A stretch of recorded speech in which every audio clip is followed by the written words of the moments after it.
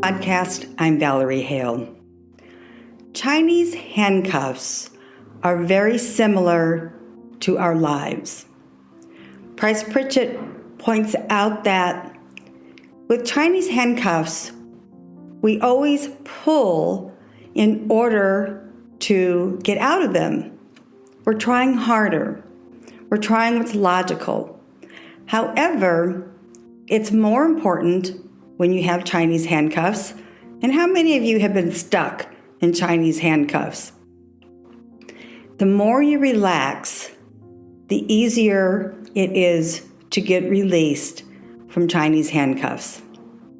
The way Chinese handcuffs relates to our life is that we think, many of us think, trying harder is going to achieve bigger and better results. In reality, those are limiting beliefs, trying harder.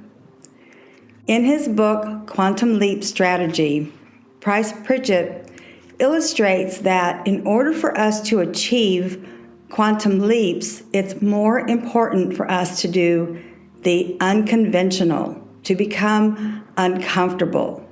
We've heard that expression, think outside the box. He teaches us how to achieve quantum leaps. His main strategy is that it's simple. In order to bring quantum leaps into your life, you have to stop doing what you've always done. He points out that we're ready for quantum leaps when intuitively we know we can do more with our lives. We know we can do bigger and better things. The other sign that we're ready for quantum leaps are for those of us who feel burnout. Look how many people did the Great Resignation. Now they're ready for bigger and better things.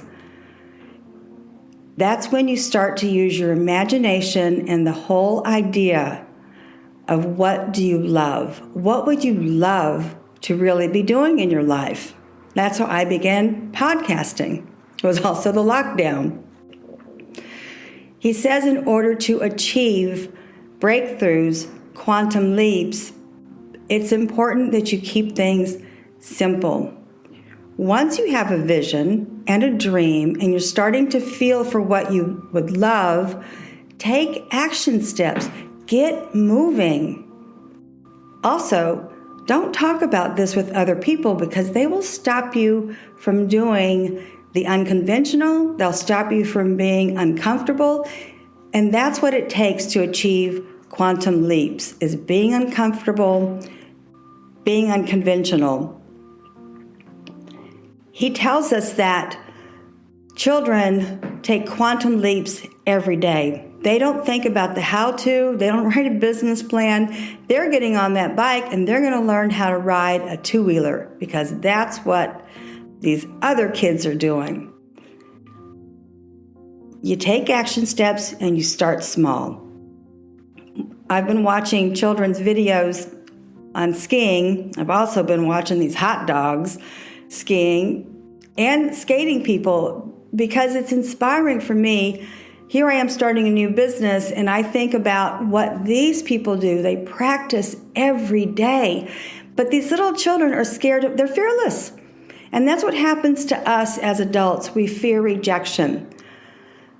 Therefore, if you're ready to take quantum leaps, start watching these little children's video and take after them. Watch them on these skateboards. Snowboards. Well, skateboards too.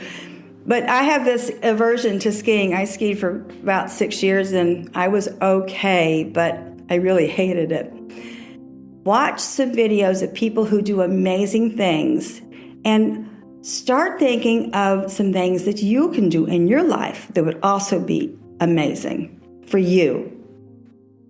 In Kundalini Yoga, my virtual teachers, and HARIPRAKAASH, who has been an in-person teacher when I lived in New York, teach children's yoga.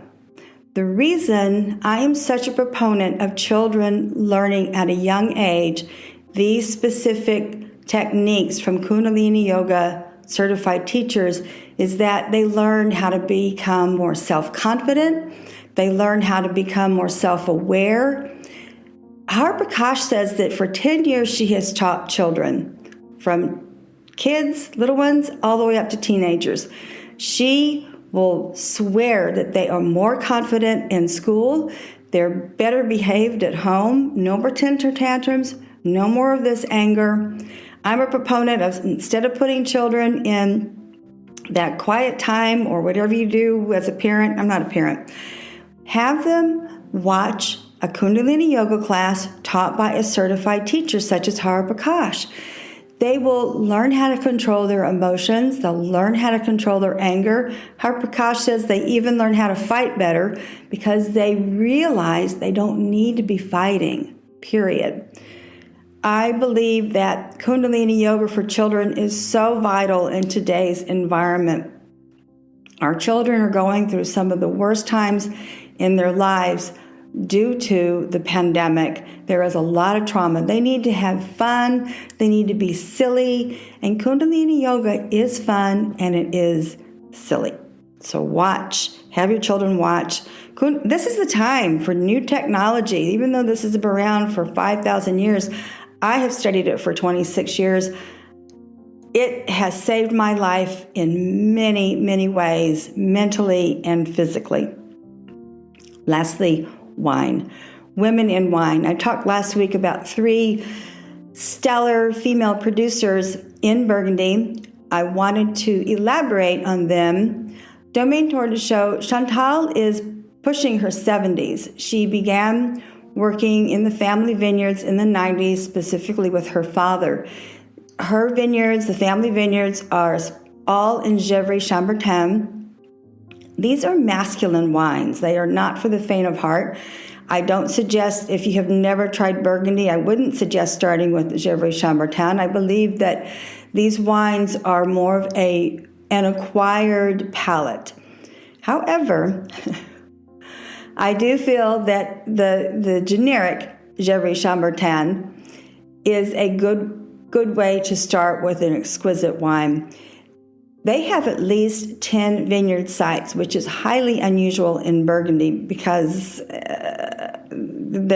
just one parcel can be $5 million, but these have been in the family for a long time. The foods that Gevrey-Chambertin would pair with, now remember I am a vegetarian, so any kind of grilled vegetables would be beautiful, Gevrey-Chambertin. However, they are the kind of wines that go well with more of your hearty meals, and the Burgundians are famous for cassoulet. They're famous for their meats. Me, I don't eat any of that stuff when I'm there. The next wine that I suggest, the next vineyard, is Maurice Saint-Denis. That is Veronique Tapenot.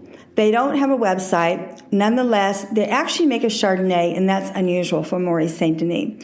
Maurice Saint-Denis is what we would call more of a feminine wine.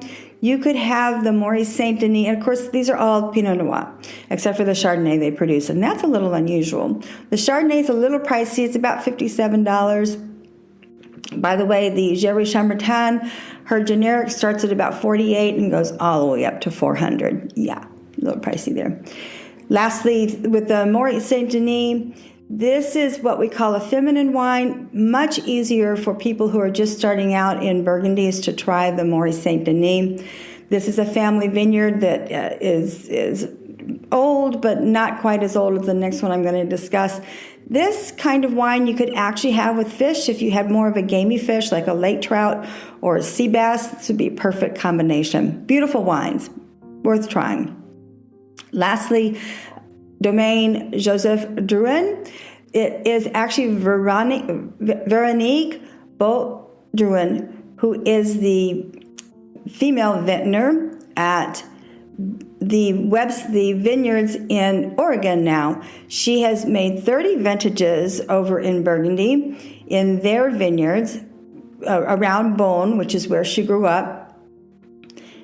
Joseph Drouhin is over 140 years old. That puts to shame any producer in the United States. I'm such a snob. I'm a Francophile. Regardless of me being a snob, this is amazing to visit and have your wines from vineyards which are over 140 years old. They have expanded into Oregon, specifically Willamette. Their vineyards are in the Dundee Hills. Now, they're going to be much different in the United States because the Terroir obviously is not 140 years old. They are so worth trying, obviously, but I think what would be really fun is to get a generic Pinot Noir from them in France and then get one of their lower level Pinot Noirs from Oregon and do a blind tasting, because what's typical with Burgundies is when you first open them, their Terroir is more of a is more of a barnyard Merde. That's tough for some Americans. I happen to love it, but it blows off.